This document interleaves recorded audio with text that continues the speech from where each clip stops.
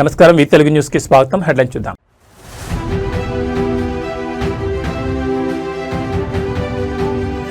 వెండితెర దళపతి ఇప్పుడు అసెంబ్లీ అధిపతి. తమిళనాట మొదలైన టీవీకి శకం.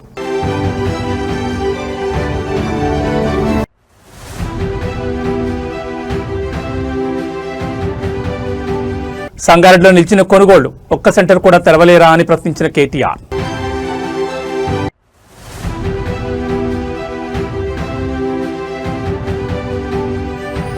పోలీస్ వ్యవస్థను సొంత సైన్యంలా వాడుకుంటున్నారు. మీడియా సాక్షిగా కేటీఆర్ సంచలన వ్యాఖ్యలు.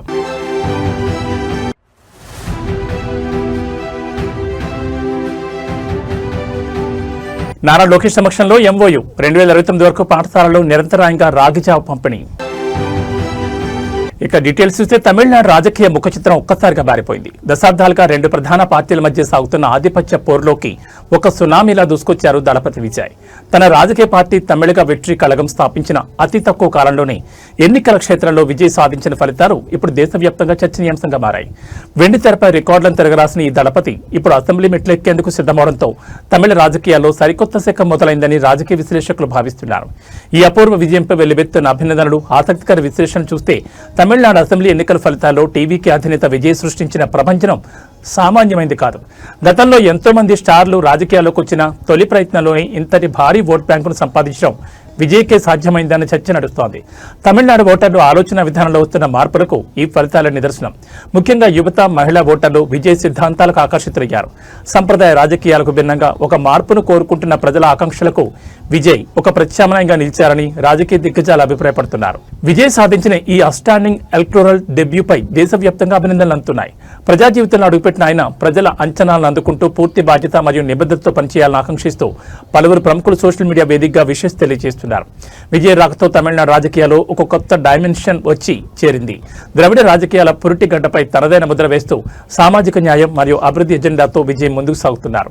ప్రజా సమస్యల పరిష్కారంలో ఆయన చూపే చొరవ కోసం ఇప్పుడు యావత్ తమిళనాడు ఆసక్తిగా ఎదురుచూస్తోంది.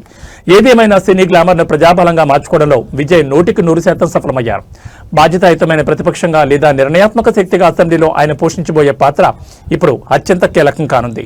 తమ అభిమాన నాయకుడు సాధించిన ఈ విజయంతో తమిళనాడు వ్యాప్తంగా టీవీకే శ్రేణులు పండుగ చేసుకుంటున్నారు. చెన్నై వీధులన్నీ ఇప్పుడు దళపతి నినాదాలతో హోరెత్తున్నాయి.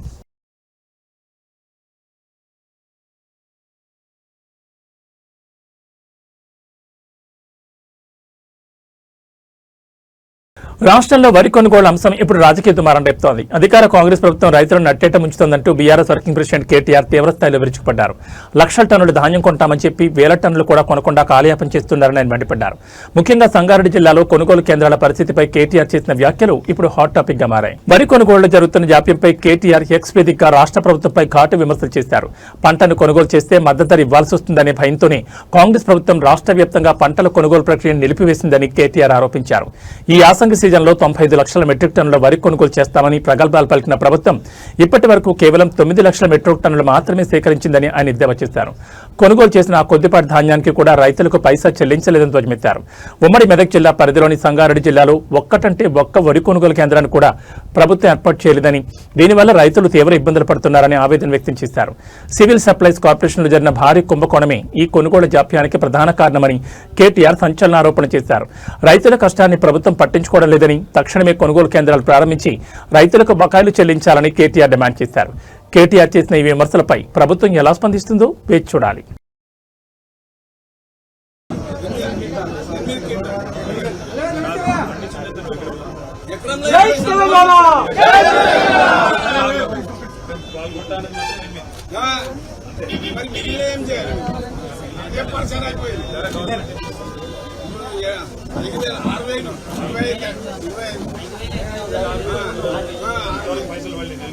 రూపాయలు వేస్తారంటే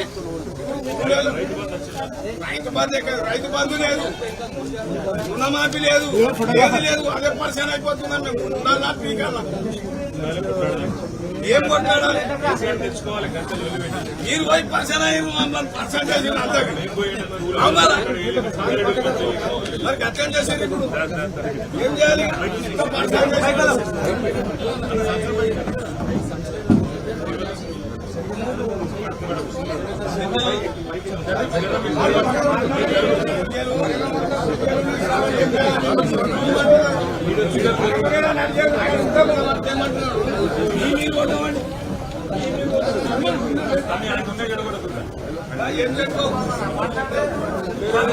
ప్రభుత్వం యొక్క ఆలోచన ఒకటే కనబడతా ఉంది. ప్రభుత్వం ఏమనుకుంటుందంటే అసలు ఈ జోకుడు కొనుడు ఇవి బంధు పెడితే మరి మద్దతు ధర ఇచ్చే బాధ తప్పుతుంది, బోనస్ ఇచ్చే బాధ తప్పుతుంది, లేకపోతే జోకితే కొంటే మళ్ళా రైతుకు పైసలు ఇవ్వాలి, మళ్ళా రైతు కోపానికి వస్తాడని చెప్పి ఇవాళ మొత్తంగా ఎక్కడా కొనుగోలు చేయకుండా తప్పించుకునే ప్రయత్నం చేస్తా ఉన్నది.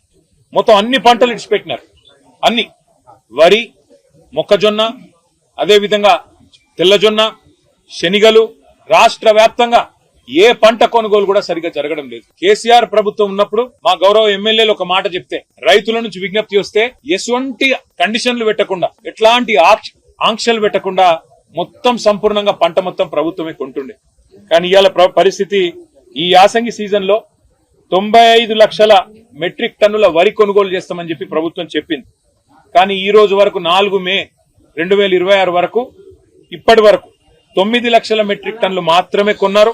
వాళ్ళకు కూడా ₹1 కూడా ఇంతవరకు ఒక్క రైతు కూడా వేయలేదు. మొత్తం రాష్ట్రం మొత్తం 9,500 కొనుగోలు కేంద్రాలు ఉండాల్సి ఉంటే ఈ రోజు వరకు 6,000 మాత్రమే తెరిచినారు. ఏది ఇక్కడ ఇప్పుడు సంగారెడ్డి జిల్లాలో ఇప్పుడే సోదరుడు రాజశేఖర రెడ్డి అనే రైతు చెప్తున్నాడు, ఒక్కటంటే ఒకటి వరి కొనుగోలు కేంద్రం ఈ రోజు వరకు పెట్టలే. అంటే ఎంత అన్యాయమైన పరిస్థితి అంటే సెంటర్లు పెట్టరు, పెడితే రైస్ మిల్ అలాట్ చేయరు. అట్లాగే ఆ సెంటర్ లో గన్ని బ్యాగులు దొరికాయి, సుతిల్ దారం ఉండదు, అకాల వర్షాలతో నష్టం నిన్నైతే కప్పెతందుకు టార్పాలిన్లు లేవు. అంటే ఉద్దేశం ఏంది ప్రభుత్వం అంటే అడ్డికో పావుసేరికో రైతు బయటికి. రాష్ట్రంలో సోషల్ మీడియా అరెస్టులు, రాజకీయ వేధింపులు ఇప్పుడు తీవ్ర చర్చకు దారితీస్తున్నాయి. సంగారెడ్డి జైల్లో రిమాండ్లో ఉన్న బీఆర్ఎస్ సోషల్ మీడియా కన్వీనర్ మన్నే క్రిషాంక్ ను పార్టీ వర్కింగ్ ప్రెసిడెంట్ కేటీఆర్ ఈ రోజు పరామర్శించారు. జైలు నుంచి బయటకు వచ్చిన అనంతరం మీడియాతో మాట్లాడిన కేటీఆర్ కాంగ్రెస్ ప్రభుత్వంపై నిప్పులు చెరిగారు. ప్రతీకార రాజకీయాలతో ప్రతిపక్ష గొంతు నొక్కే ప్రయత్నం చేస్తున్నారని మండిపడ్డారు. సంగారెడ్డి జైల్లో మన్నే క్రిషాంక్ తో భేటీ అయిన కేటీఆర్ ఆయనకు పార్టీ అండగా ఉంటుందని భరోసా ఇచ్చారు. అనంతరం మీడియాతో మాట్లాడుతూ కీలక వ్యాఖ్యలు చేశారు. క్రిషాంక్ ఒక ఉన్నత విద్యావంతుడు మరియు పీహెచ్డీ హోల్డర్ అని, కేవలం ప్రభుత్వం చేస్తున్న అవినీతిని ప్రశ్నిస్తున్నందుకే ఆయనపై వరుసగా అక్రమ కేసులు బనాయిస్తున్నారని కేటీఆర్ ఆరోపించారు. 4 ఏళ్ల కంటే తక్కువ శిక్ష పడే కేసులో స్టేషన్ బెయిల్ ఇవ్వాల్సిన కావాలనే 12 రోజులుగా జైల్లో ఉంచి హ్యాబిచువల్ అపెండర్ గా చిత్రీకరించడం దుర్మార్గమని ఆయన ధ్వజమెత్తారు. రాష్ట్రంలో పట్టపగలే కాల్పులు, నేరాలు జరుగుతుంటే పట్టించుకుని ప్రభుత్వం కేవలం సోషల్ మీడియా పోస్టులను పట్టుకుని రాజకీయ నాయకులను వేధించడమే పనిగా పెట్టుకుందని ఎద్దేవా చేశారు. పోలీసు వ్యవస్థను కాంగ్రెస్ తన సొంత సైన్యంలా వాడుకుంటోందని, ఈ అక్రమ అరెస్టులపై తాము న్యాయస్థానంలో తేల్చుకుంటామని, త్వరలోనే కోర్టులో ధిక్కార పిటిషన్ దాఖలు చేస్తామని కేటీఆర్ స్పష్టం చేశారు. ప్రశ్నించే గొంతుకలను జైలు పాలు చేసినంత మాత్రాన భయపడే ప్రసక్తే లేదని, కాంగ్రెస్ వైఫల్యాలను ఎండగడుతూనే ఉంటామని కేటీఆర్ పునరుద్ఘాటించారు. ఈ పర్యటనలో కేటీఆర్ వెంట పలువురు బీఆర్ఎస్ సీనియర్ నాయకులు మరియు కార్యకర్తలు పాల్గొన్నారు. కేసులు పనికిమాలిన వేధింపులు అన్నట్టుగా నడుస్తా ఉంది. మా సోదరుడు మన్నే క్రిషాంక్ గారు విద్యార్థి ఉద్యమంలో ఉస్మానియా యూనివర్సిటీ నుండి ఒక ధృవతార మాదిరిగా ఆనాడు అప్పుడున్న ప్రభుత్వానికి వ్యతిరేకంగా పోరాటం చేసి, మరి పోరాటంలో ముందుండి నడిచి, తర్వాత క్రమక్రమంగా తెలంగాణ రాష్ట్రం వచ్చిన తర్వాత పెద్దలు కేసీఆర్ గారి ఆశీస్సులతో తెలంగాణ స్టేట్ మినరల్ డెవలప్మెంట్ కార్పొరేషన్కి చైర్మన్గా పనిచేసిన ఒక బాధ్యత కలిగిన సోదరుడు. స్వయంగా తాను కూడా ఒక న్యాయవాది, చదువుకున్న పిల్లోడు, పీహెచ్డీ చేసిన పిల్లోడు. మరి అట్లాంటి తమ్ముడు గత 2.5 సంవత్సరాలుగా ఒకటే పని చేస్తా ఉన్నాడు. ఈ ప్రభుత్వంలో జరుగుతున్న అవినీతిని అడుగడుగునా ప్రశ్నిస్తున్నాడు, బయటపెడుతున్నాడు. ప్రభుత్వం చేస్తున్న అరాచకాల్ని ఎప్పటికప్పుడు వెలుగులోకి తెస్తా ఉన్నాడు, ప్రజల దృష్టికి తెస్తా ఉన్నాడు. ఇవాళ ఆయన మీద కోపంతో ఆయనని ఒక పనికిమాలిన కేసులో, నిజానికైతే ఆయన మీద పెట్టిన కేసు 4 ఏళ్ల కంటే తక్కువ శిక్ష పడే కేసు, స్టేషన్లోనే బెయిల్ ఇచ్చి పంపించాల్సిన కేసు. కానీ చెప్తున్నారు ముఖ్యమంత్రి గారు. నేను ముఖ్యమంత్రి గారిని కోరుతా ఉన్నా, ఈ ప్రభుత్వాన్ని డిమాండ్ చేస్తా ఉన్నా, మీరు బీఆర్ఎస్ సోషల్ మీడియా మీద, బీఆర్ఎస్ నాయకత్వం మీద మీరు పెట్టే శ్రద్ధలో ఒక పైసా ఈ రాష్ట్రంలో శాంతి భద్రతల అదుపు మీద, రాష్ట్రంలో జరుగుతున్న అరాచకమైన నేరాల మీద కొద్దిగా దృష్టి పెట్టండి. నిన్న కరీంనగర్లో చూడండి, పట్టపగలు 11 గంటలకి, ఉదయం పగలు కూడా కాదు, ఉదయం 11 గంటలకి ఒక జ్యువెలరీ షాప్ మీద దాడి చేసి 4గురిని తుపాకీతో కాల్చేసి వాళ్ళందరూ హాస్పిటల్లో చావు బతుకుల్లో కొట్లాడుతూ ఉన్నారు. అట్లాంటి పరిస్థితులు ఇవాళ రాష్ట్రంలో ఉంటే మీకేమో ఇంతసేపు మీ మీద ఎవరు ట్వీట్ పెట్టారు, ఎవరు ఇన్స్టాగ్రామ్ లో పోస్ట్ పెట్టారు, దీనివల్ల రేవంత్ రెడ్డి గారికి పరువు ఏమవుతుంది? ఆయనకు అసలు పరువు ఉంటే కదా పోనీకే, ఆయనకు అసలు సిగ్గంటూ ఉంటే, లజ్జ అంటూ ఉంటే, ఇచ్చిన హామీలు నెరవేర్చకుండా తప్పించుకొని తిరుగుతున్న ముఖ్యమంత్రి గారు ఈ గురించి ప్రజలేమనుకుంటున్నారో వినే ప్రయత్నం చేయండి. మా నా పేరు అంత విషయం అంతా హ్యాకర్లను తెచ్చి మా ముఖ్య నాయకుల ఫోన్లని హ్యాక్ చేయడం, అందులో ఏ రకంగా మరి ఏమేమి ఎవరెవరితో సంభాషిస్తున్నారో తెలుసుకునే ప్రయత్నం చేయడం, జర్నలిస్టులను కూడా ఇబ్బంది పెట్టడం, భయపెట్టడం, జైళ్లలో పెట్టడం, వారి ఫోన్లను కూడా ఇవాళ అబ్జర్వేషన్ లో పెట్టడం, ఇవాళ ఈ రాష్ట్రంలో జరుగుతున్న ఈ అరాచక పర్వం ఏదైతే ఉందో దీనికి భయపడే ప్రసక్తే లేదు. ముఖ్యమంత్రి గారికి నేను చెప్పేది రేవంత్ రెడ్డికి, ఇంతకింత చెల్లించుకుంటావు, ఇంతకింత నువ్వే బాధపడే రోజు వస్తుంది. ఈ హ్యాకింగులు, ఈ ట్యాపింగులు, ఈ డ్రామాలు, జైళ్లు ఇవి బంద్ పెట్టి పరిపాలన మీద దృష్టి పెట్టు. రైతులు అల్లాడిపోతున్నారు, వాళ్ళని చూడు. రాష్ట్రంలో అరాచక పర్వం జరుగుతా ఉన్నది, నేరం పెరిగిపోతా ఉంది, దాన్ని చూడు. నువ్వే హోంమంత్రివి, మరి ఆ పని చేయకుండా ఇవాళ ఈ పని ఏదైతే చేస్తా ఉన్నావో మమ్మల్ని వేధించే పని, దీనికి తప్పకుండా మూల్యం చెల్లించుకుంటారని చెప్తూ క్రిషాంక్, అదేవిధంగా రాష్ట్ర వ్యాప్తంగా మా పార్టీ కోసం ప్రపంచవ్యాప్తంగా పనిచేస్తున్న మా సోషల్ మీడియా వారియర్స్ ఎవరైతున్నారో వారి ఆంధ్రప్రదేశ్ రాష్ట్రంలో రహదారుల అభివృద్ధి సరికొత్త పొంతలు తొక్కుతోంది. గత 5 ఏళ్ల పాలనలో ఎదుర్కొన్న కష్టాలకు చరమగీతం పాడుతూ కూటమి ప్రభుత్వం రాష్ట్ర వ్యాప్తంగా రహదారుల మరమ్మతులు మరియు నూతన రోడ్ల నిర్మాణానికి ప్రాధాన్యమిస్తోంది. ఒకప్పుడు గుంతలమయంగా మారి ప్రమాదాలకు నిలయంగా ఉన్న రోడ్లు ఇప్పుడు ప్రయాణికులకు సురక్షితమైన అనుభూతినిస్తున్నాయి. రాష్ట్రంలో రహదారుల దుస్థితిపై ప్రభుత్వం ప్రత్యేక దృష్టి సారించి యుద్ధ ప్రాతిపదికన అభివృద్ధి పనులు చేపట్టింది. వైసీపీ హయాంలో రోడ్ల నిర్వహణను పూర్తిగా విస్మరించడంతో రాష్ట్ర వ్యాప్తంగా రహదారులు గుంతలమయంగా మారాయని, దీనివల్ల ప్రజలు నిత్యం ప్రమాదాలకు గురై తీవ్ర ఇబ్బందులు పడ్డారని ప్రభుత్వం గుర్తు చేస్తోంది. కూటమి ప్రభుత్వ అధికారంలోకి వచ్చిన వెంటనే పెండింగ్ లో ఉన్న రోడ్ల పనులకు నిధులు కేటాయించింది. ప్రజల ప్రాణాలకు రక్షణ కల్పిస్తూ ఎక్కడా అడ్డంకులు లేకుండా సాఫీగా ప్రయాణించేలా నూతన రోడ్లను నిర్మిస్తోంది. మౌలిక సదుపాయాల కల్పనలోని అసలైన అభివృద్ధి దాగి ఉందని, రోడ్ల అభివృద్ధి ద్వారా రవాణా వ్యవస్థను బలోపేతం చేస్తున్నామని పాలకులు స్పష్టం చేస్తున్నారు. ఊరు వాడా తేడా లేకుండా ప్రతి చోట బీటీ రోడ్ల నిర్మాణానికి శ్రీకారం చుట్టారు. ఇది కూటమి ప్రభుత్వం అభివృద్ధి. కళ్ళు లేని వారు, కళ్ళు లేని కబోదులు ఎవరన్నా ఉంటే ఈ రోడ్డు మీద వచ్చి అభివృద్ధి అంటే ఏంటో చూడొచ్చు. వలస పక్షులు రావచ్చు, మరి కొంతమంది వైసీపీ పార్టీ వాళ్ళు మాట్లాడుతున్నారు. ఇలా ప్రతి మండలంలో కూడా ఇలాంటి బీటీ రోడ్లు కోట్ల రూపాయలతో వేశాం. వారందరూ వచ్చి కాఫీకో, టీకో, భోజనానికో రక్షణంగా ప్రశాంతంగా మా రోడ్ల మీద వెళ్ళొచ్చు. కళ్ళుండి కబోదులారా వెళ్ళి చూడండి. ప్రభుత్వ పాఠశాలలో చదువుతున్న విద్యార్థుల ఆరోగ్యానికి ఏపీ ప్రభుత్వం పెద్దపీట వేస్తోంది. శ్రీ సత్యసాయి సేవా ట్రస్ట్ సహకారంతో గత కొంతకాలంగా విజయవంతంగా కొనసాగుతున్న రాగిజావ పంపిణీ పథకాన్ని మరో 3 ఏళ్ల పాటు పొడిగిస్తూ ప్రభుత్వం కీలక నిర్ణయం తీసుకుంది. విద్యాశాఖ మంత్రి నారా లోకేష్ సమక్షంలో ఈ మేరకు అధికారిక ఒప్పందం కుదిరింది. రాష్ట్ర వ్యాప్తంగా ఉన్న ప్రభుత్వ పాఠశాలల విద్యార్థులకు పౌష్టికాహారాన్ని అందించే లక్ష్యంతో ఈ పథకాన్ని కొనసాగించనున్నారు. విద్యాశాఖ మంత్రి నారా లోకేష్ సమక్షంలో శ్రీ సత్యసాయి సేవా ట్రస్ట్ ప్రతినిధులు మరియు విద్యాశాఖ అధికారులు ఒప్పంద పత్రాలపై సంతకాలు చేశారు. దీని ప్రకారం 2026 నుంచి 2029 వరకు రాగిజావ పంపిణీ నిరంతరాయంగా సాగుతుంది. విద్యార్థుల్లో రక్తహీనతను తగ్గించడానికి, వారికి అవసరమైన కాల్షియం మరియు ఐరన్ అందించడానికి రాగిజావ ఎంతో దోహదపడుతుందని మంత్రి నారా లోకేష్ ఈ సందర్భంగా పేర్కొన్నారు. సేవా దృక్పథంతో ముందుకొచ్చిన సత్యసాయి ట్రస్ట్ కు ఆయన కృతజ్ఞతలు తెలిపారు. ఈ నిర్ణయంతో రాష్ట్ర వ్యాప్తంగా లక్షలాది మంది విద్యార్థులకు ఉదయం పూట పౌష్టికాహారం అందనుంది. గతంలో ఈ పథకానికి వచ్చిన స్పందన దృష్ట్యా దీన్ని మరింత పకడ్బందీగా అమలు చేయాలని ప్రభుత్వం భావిస్తోంది. విద్యార్థుల శారీరక ఎదుగుదలతో పాటు మానసిక వికాసానికి పోషకాహారం ఎంతో అవసరమని, అందుకే ఈ పథకాన్ని మరో 3 ఏళ్లు పొడిగించినట్లు విద్యాశాఖ వెల్లడించింది. ప్రభుత్వం మరియు సత్యసాయి ట్రస్ట్ మధ్య కుదిరిన ఈ అవగాహన ఒప్పందంపై తల్లిదండ్రులు, ఉపాధ్యాయులు హర్షం వ్యక్తం చేస్తున్నారు.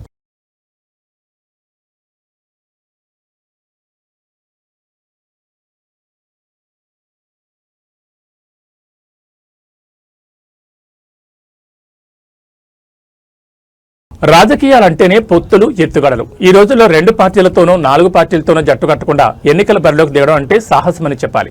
మరికొందరు తమ అభిమానుల ఓట్లను పక్క పార్టీలకు మళ్లించే పరిస్థితి చూస్తున్నాం. కానీ వీటన్నిటికీ భిన్నంగా తమిళిగ వెట్రి కళగం అధినేత విజయ్ సరికొత్త పంథాన్ని ఎంచుకున్నారు.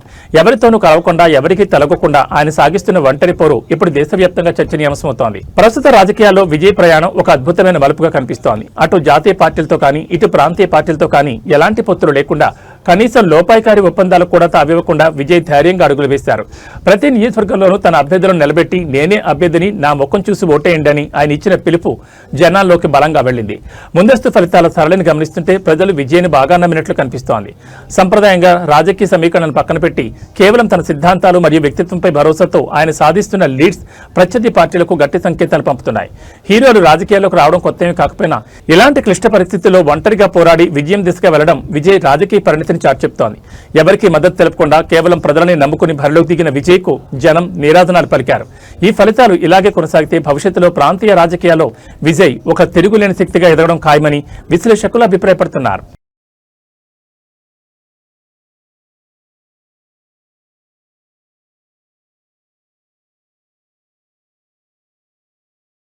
పశ్చిమ బెంగాల్ ముఖ్యమంత్రి మమతా బెనర్జీ సోషల్ మీడియా వేదికగా ఒక అత్యవసర సందేశాన్ని విడుదల చేశారు. రాష్ట్రంలో నెలకొన్న తాజా పరిస్థితులు లేదా కీలక పరిణామాలపై ఆమె స్పందిస్తూ చేసిన ఈ పోస్ట్ ఇప్పుడు రాజకీయ వర్గాల్లో పెను సంచలనంగా మారింది. అత్యవసర సందేశం అంటూ ఆమె చేసిన హెచ్చరిక లేదా విజ్ఞప్తి వెనుక ఉన్న అసలు కారణాలేంటి? తృణమూల్ కాంగ్రెస్ అధినేత్రి ముఖ్యమంత్రి మమతా బెనర్జీ తన అధికారిక ఎక్స్ ఖాతాలో బెంగాలీ భాషలో ఈ సందేశాన్ని పోస్ట్ చేశారు. రాష్ట్ర ప్రజలను ఉద్దేశించి ఆమె చేసిన ఈ పోస్టులో అత్యవసర అంశాలను ప్రస్తావించారు. ఏదైనా విపత్తుకు సంబంధించిన హెచ్చరిక లేదా రాజకీయపరమైన కీలక ప్రకటన చేసే సమయంలో మాత్రమే ఆమె ఇలాంటి పదజాలను ఉపయోగిస్తారు. ఈ అర్జెంట్ మెసేజ్ నిమిషాల వ్యవధిలోనే వేల సంఖ్యలో రీట్వీట్లు, షేర్లతో వైరల్గా మారింది. బెంగాల్ వ్యాప్తంగా ఉన్న టీఎంసీ శ్రేణులు మరియు సాధారణ ప్రజలు ఈ సందేశంపై ఆందోళన మరియు ఆసక్తిని వ్యక్తం చేస్తున్నారు. ప్రస్తుతం రాష్ట్రంలో ఉన్న రాజకీయ ఉత్కంఠత లేదా పరిపాలనాపరమైన నిర్ణయాల నేపథ్యంలో దీదీ ఈ విధంగా స్పందించడం ప్రాధాన్యత సంతరించుకుంది. మమతా బెనర్జీ ఇచ్చిన ఈ అత్యవసర సందేశంపై మరిన్ని పూర్తిస్థాయి వివరాలు అందాల్సింది. ఆమె నేరుగా ప్రజలను ఉద్దేశించి మాట్లాడనున్నారా, లేక ప్రభుత్వం తరపున ఏదైనా కీలక ఉత్తర్వులు వెలువడనున్నాయా అనేది వేచి చూడాలి. সবাইকে নমস্কার জানিয়ে বলছি, প্লিজ দয়া করে কেউ কাউন্টিং এজেন্টরা এবং প্রার্থী ক্যান্ডিডেটরা তারা ভোটিং এলাকা ছেড়ে আসবেন না। স্ট্রং রুমে যেখানে কাউন্টিং হচ্ছে মানে সেন্টারে সেখান ছেড়ে কেউ আসবেন না। এটা বিজেপির প্ল্যান। প্রথম 2-3 রাউন্ডে আমি কালকে থেকেই বলছি যে ওদেরগুলো আগে দেখাবে, আমাদেরগুলো পরে দেখাবে। এবং অনেক জায়গায় 2-3 রাউন্ড কাউন্টিং করার পরে প্রায় 100টা জায়গায় কাউন্টিং বন্ধ করে রেখে দিয়েছে। এবং কল্যাণীতে ধরা পড়েছে 7টা মেশিন যেখানে কোনো মিল নেই। এটা টোটাল ফোর্সফুলি সেন্ট্রাল ফোর্সকে দিয়ে চারিদিকে তৃণমূল কংগ্রেসের উপর অত্যাচার করছে, অফিস ভাঙছে, জোর করে দখল করছে। এসআইআর নামে আপনারা দেখেছেন ভোট লুট করেছে যাতে যে সিটগুলো জিততে পারে। কিন্তু এখনও এমন 70টা সিট আছে, 100টা সিট আছে যেগুলো আমরা এগিয়ে আছি সেগুলো বলছে না। টোটালটাই মিথ্যে নিউজ খাওয়াচ্ছে। আগে ডিআইসিও এই খবরগুলো দিত, কিন্তু তাকে কালকে চেঞ্জ করে দেওয়া হয়েছে। টোটালটা ইলেকশন কমিশন নিজের ইচ্ছে মতো খেলছে এবং সাথে কেন্দ্রীয় বাহিনীকে নিয়ে। এবং আমাদের পুলিশরা টোটাল মাথা নত করে কেন্দ্রীয় বাহিনীর আন্ডারে কাজ করছে। সুতরাং আমি সব আমাদের কাউন্টিং এজেন্টদের, আমাদের সমস্ত পার্টির কর্মীদের বলবো, অত মন খারাপ করার কারণ নেই। আমি বলেছিলাম সূর্যাস্তের পরে আপনারা জিতবেন। 3 রাউন্ড 4 রাউন্ড কাউন্ট হলেও এটা 14 রাউন্ড থেকে 18 রাউন্ড কাউন্ট হয়, তখন আপনারা জিতবেন। Wait and see, watch. আমরা সবাই আপনাদের সাথে আছি, আপনারা কেউ ভয় পাবেন না, নিশ্চিন্তে থাকুন। আমরা বাঘের বাচ্চার মতো লড়াই করে যাব। ఆరోగ్య భద్రత, ప్రజా సంక్షేమ ధ్యేయంగా కూటమి ప్రభుత్వం అడుగులు వేస్తోంది. ఆర్థిక ఇబ్బందులతో వైద్యం చేయించుకోలేని పేదలకు ముఖ్యమంత్రి సహాయ నిధి ఒక వరంలా మారుతోంది. తూర్పుగోదావరి జిల్లా నిడదవోలులో పర్యటించిన రాష్ట్ర పర్యాటక శాఖ మంత్రి కందుల దుర్గేష్ పలువురు లబ్ధిదారులకు సీఎం రిలీఫ్ ఫండ్ చెక్కులు పంపిణీ చేశారు. నిడదవోలు మండల పరిషత్ కార్యాలయంలో ఈ కార్యక్రమం నిర్వహించబడింది. నియోజకవర్గ వ్యాప్తంగా ఉన్న బాధితులకు మంత్రి భరోసా కల్పించారు. నియోజకవర్గ పరిధిలోని 54 మంది లబ్ధిదారులకు సంబంధించి 26.41 లక్షల విలువైన సీఎం సహాయ నిధి చెక్కులను మంత్రి కందుల దుర్గేష్ స్వయంగా అందజేశారు. చెక్కులు పంపిణీ చేయడమే కాకుండా లబ్ధిదారుల వద్దకు వెళ్లి వారి ప్రస్తుత ఆరోగ్య స్థితిగతులను మంత్రి అడిగి తెలుసుకున్నారు. ప్రభుత్వం ఎల్లప్పుడూ అండగా ఉంటుందని వారికి ధైర్యం చెప్పారు. ఇప్పటి వరకు నిడదవోలు నియోజకవర్గంలో మొత్తం 835 మంది లబ్ధిదారులకు 5.93 కోట్ల మేర ముఖ్యమంత్రి రిలీఫ్ ఫండ్ అందించినట్లు మంత్రి ఈ సందర్భంగా వెల్లడించారు. ప్రజల ప్రాణాలకు రక్షణ కల్పించడం, మెరుగైన వైద్యం పేదలకు చేరువ చేయడమే లక్ష్యంగా ప్రభుత్వం పనిచేస్తోందని ఆయన స్పష్టం చేశారు. క్లిష్ట పరిస్థితుల్లో ప్రభుత్వం నుంచి ఆర్థిక సహాయం అందడం పట్ల లబ్ధిదారులు మరియు వారి కుటుంబ సభ్యులు హర్షం వ్యక్తం చేస్తూ ముఖ్యమంత్రికి మరియు మంత్రి కందుల దుర్గేష్ కి కృతజ్ఞతలు తెలిపారు. ఈ కార్యక్రమంలో స్థానిక అధికారులు మరియు కూటమి నేతలు పాల్గొన్నారు.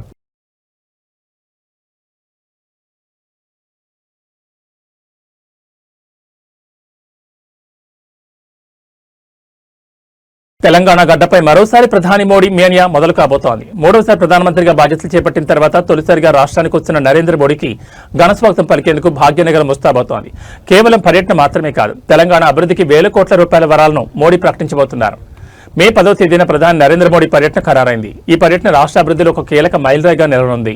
తెలంగాణపై తనకున్న ప్రత్యేక అభిమానాన్ని చాటుకుంటూ ఏకంగా 7,823 కోట్ల విలువైన పలు అభివృద్ధి ప్రాజెక్టులను ప్రధాని మోడీ రాష్ట్రానికి అంకితం చేయబోతున్నారు. మౌలిక సదుపాయాలు, రవాణా మరియు ఇతర కీలక రంగాల్లో ఈ నిధులు పెనుమార్పులు తీసుకురానున్నాయి.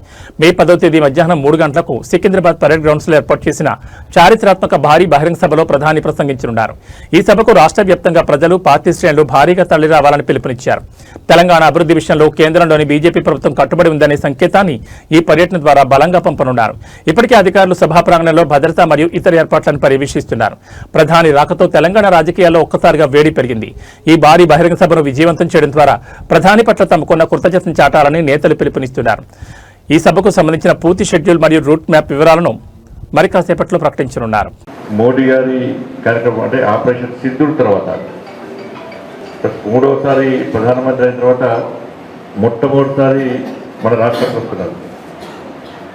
దాంతోపాటు అభివృద్ధి కార్యక్రమాల ప్రారంభోత్సవం ఉంది. ఈ సందర్భంగా రాష్ట్ర పార్టీ పరేడ్ గ్రౌండ్స్లో భారీ బహిరంగ సభను ఏర్పడడం జరిగింది. దానికి టార్గెట్ 3 లక్షల పైగా కార్యకర్తలను, ప్రజలను సమీకరించాలని చెప్పి రాష్ట్ర నాయకత్వం భావించింది. కాబట్టి కరీంనగర్ జిల్లా నుంచి పూర్తి స్థాయిలో మన భాగస్వామ్యం ఉండాలి. పెద్ద సంఖ్యలో మనం పాల్గొనాలి.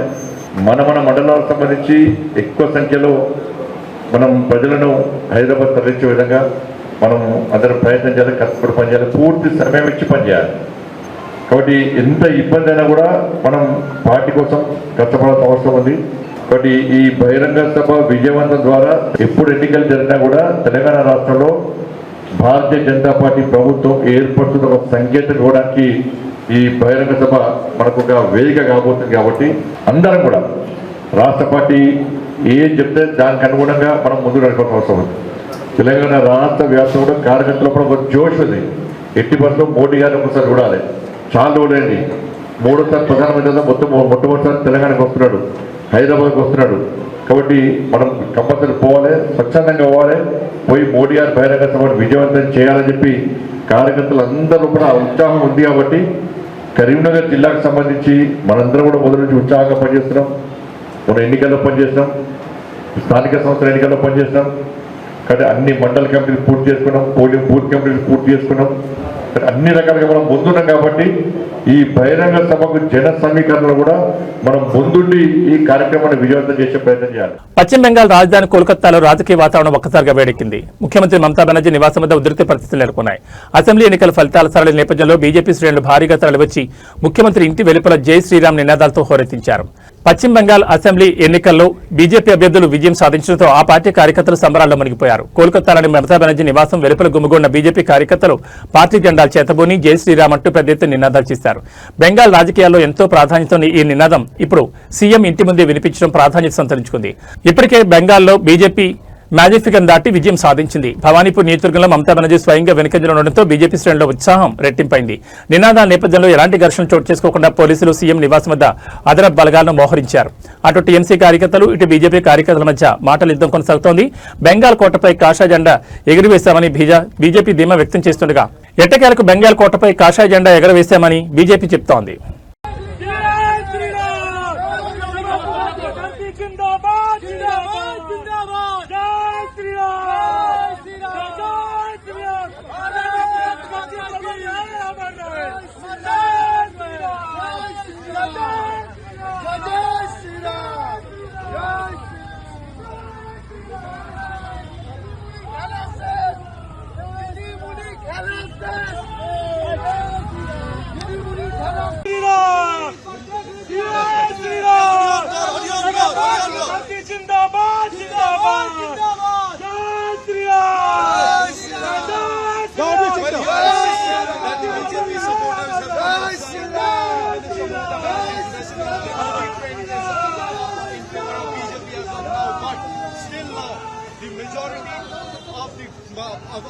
Of the rounds are still left. Trinamool Congress seems to be এতক্ষণ ধরে স্লোগানিং চলছে স্যার, আপনারা অ্যালাউ করছেন? আরে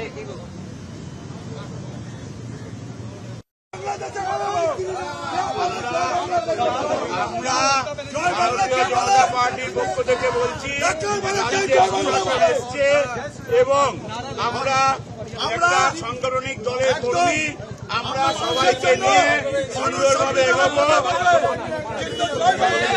আমরা পুলিশের কথা মেনে এই জায়গা করে দিচ্ছি। জয়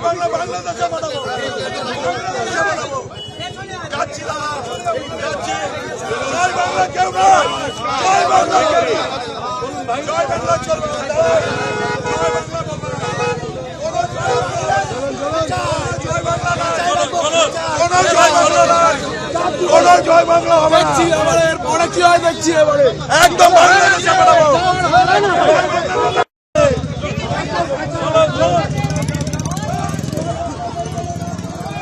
విద్యార్థులను సురక్షితంగా పాఠశాలకు చేర్చాల్సిన బస్సులు ఇప్పుడు శుభకార్యాలకు కిరాయి వాహనాలుగా మారిపోయాయి. విద్యాశాఖ నిబంధనల తొంగలు తొక్కి స్కూల్ బస్సులను ప్రైవేట్ కార్యక్రమాలకు వాడుతూ యాజమాన్యాలు కాసుల వేటలో పడ్డాయి. రంగారెడ్డి జిల్లాలో వెలుగుచూసిన ఈ ఘటన ఇప్పుడు స్థానికంగా కలకలం రేపుతోంది. రంగారెడ్డి జిల్లా మంచాల మండలంలో ఒక ప్రైవేట్ విద్యాసంస్థ బస్సు దుర్వినియోగమవుతూ అడ్డంగా దొరికిపోయింది. మంచాల మండలం ఆరుట్లకు చెందిన తెలంగాణ పబ్లిక్ స్కూల్ బస్సును విద్యార్థులకు బదులు పెళ్లి బృందాన్ని తరలిస్తుండగా ఇబ్రహీంపట్నం చౌరస్తాలో స్థానికులు పట్టుకున్నారు. నిబంధనల ప్రకారం స్కూల్ బస్సులను కేవలం విద్యార్థుల రవాణాకు మాత్రమే వాడాలని, కానీ అదనపు ఆదాయం కోసం యాజమాన్యం వీటిని పెళ్లిళ్లు, ఇతర శుభకార్యాలకు కిరాయికి ఇస్తోందని స్థానికులు ఆరోపిస్తున్నారు. బస్సును అడ్డుకున్న స్థానికులు వెంటనే పోలీసులకు సమాచారం అందించి వాహనాన్ని వారికి అప్పగించారు. ఈ ఘటనపై వివరణ కోరేందుకు మీడియా ప్రతినిధులు ప్రయత్నించగా పాఠశాల ప్రిన్సిపల్ మాట్లాడడానికి నిరాకరించారు. దీనిపై కనీసం స్పందించకపోవడం వెనుక యాజమాన్యం నిర్లక్ష్యం స్పష్టంగా కనిపిస్తోందని ప్రజలు మండిపడుతున్నారు. స్కూల్ బస్సులకు ఇచ్చే పన్ను మినహాయింపులు మరియు ఇతర వెసులుబాట్లను ఇలా దుర్వినియోగం చేయడంపై విద్యాశాఖ అధికారులు కఠిన చర్యలు తీసుకోవాలని స్థానికులు డిమాండ్ చేస్తున్నారు. రవాణా శాఖ అధికారులు స్పందించి సదరు పాఠశాల గుర్తింపు రద్దు చేయాలని కోరుతున్నారు.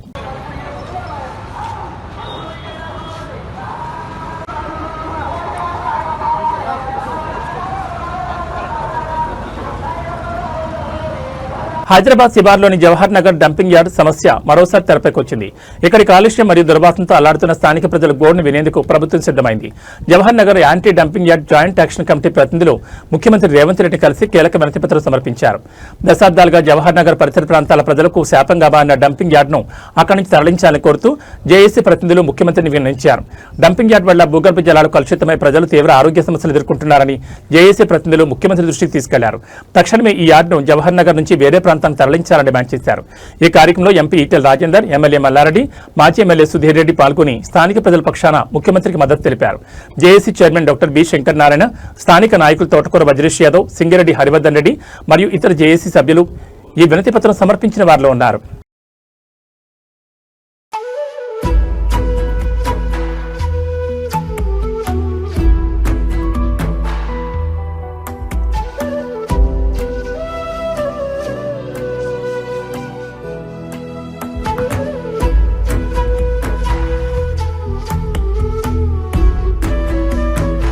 మ్యాథ్యూ స్టార్ గోపీచంద్ అభిమానులకు అదిరిపోయే అప్డేట్ వచ్చేసింది. వరుస యాక్షన్ సినిమాలతో అలరించే గోపీచంద్ ఇప్పుడు తన 34వ చిత్రాన్ని పట్టాలెక్కించారు.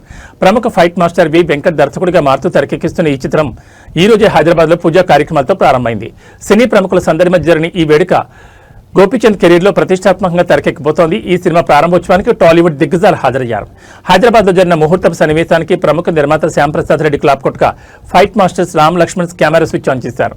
ఇక దిగ్గజ నిర్మాత దిల్ రాజ్ గౌరవ దర్శకత్వం వహించి చిత్ర యూనిట్ కి శుభాకాంక్షలు తెలిపారు. ఈ చిత్రంలో మలయాళ ముద్దుగుమ్మ అనార్కలి నజర్ టాలీవుడ్ లోకి ఎంట్రీ ఇస్తోంది. యాక్షన్ మాస్టర్ గా పేరున్న వి వెంకట్ ఈ సినిమాతో మెగాఫోన్ పడుతుండడం విశేషం. విజయ్ చెల్లా, శశిదేవి రెడ్డి నిర్మిస్తున్న ఈ చిత్రానికి శామ్ సిఎస్ సంగీతాన్ని అందిస్తుండగా శ్యామ్ దత్ ఛాయాగ్రహణ బాధ్యతలు చేపట్టారు. శివ నిర్వాణ, కేఎల్ దామోదర్ ప్రసాద్ వంటి ప్రముఖులు ఈ సినిమా స్క్రిప్ట్ అందించడంలో భాగస్వాములయ్యారు. బలమైన భావోద్వేగాలతో కూడిన సరికొత్త యాక్షన్ డ్రామాగా ఈ సినిమా ఉండబోతుందని చిత్రవర్గాలు వెల్లడించాయి. గోపీచంద్ర మరోసారి full length action packed role లో చూడబోతున్నామన్న వార్త ఇప్పుడు వైరల్ గా మారింది. త్వరలోనే ఈ సినిమా రెగ్యులర్ చిత్రీకరణ ప్రారంభం కానుంది. గోపీచంద్ మార్క్ యాక్షన్ మరియు సెంటిమెంట్ కలగలిసిన ఈ సినిమా బాక్సాఫీస్ వద్ద ఎలాంటి విజయాన్ని అందుకుంటుందో వేచి చూడాలి.